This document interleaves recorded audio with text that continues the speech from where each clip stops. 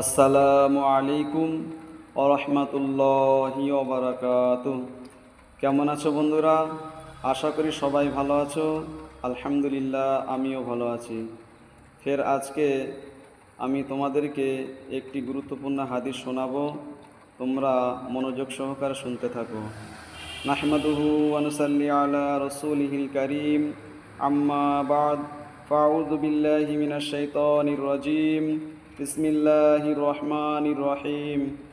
আন আবি হুরায়রা রাদিয়াল্লাহু আনহু قال رسول الله صلى الله عليه وسلم إن الله لا ينظر إلى صوركم وأموالكم ولكن ينظر إلى قلوبكم وأعمالكم।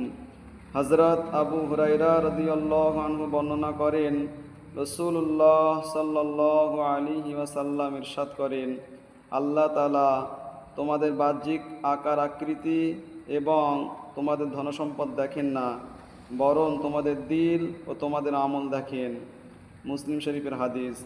ফায়দা, অর্থাৎ আল্লাহ তাআলার নিকট সন্তুষ্টির ফায়সালা তোমাদের বাহ্যিক সূরত ও তোমাদের মাল সম্পদের ভিত্তিতে হইবে না, বরং তোমাদের দিল ও আমল দেখিয়া হইবে, অর্থাৎ দিলের মধ্যে কি পরিমাণ ইখলাস ছিল। তো বন্ধুগণ, হাদিসটি যদি তোমাদের ভালো লেগে থাকে বেশি বেশি করে শেয়ার করো এবং লাইক করো। আরও যদি গুরুত্বপূর্ণ হাদিস তোমরা শুনতে চাও তাহলে এই নতুন চ্যানেলটি তোমরা সাবস্ক্রাইব করো।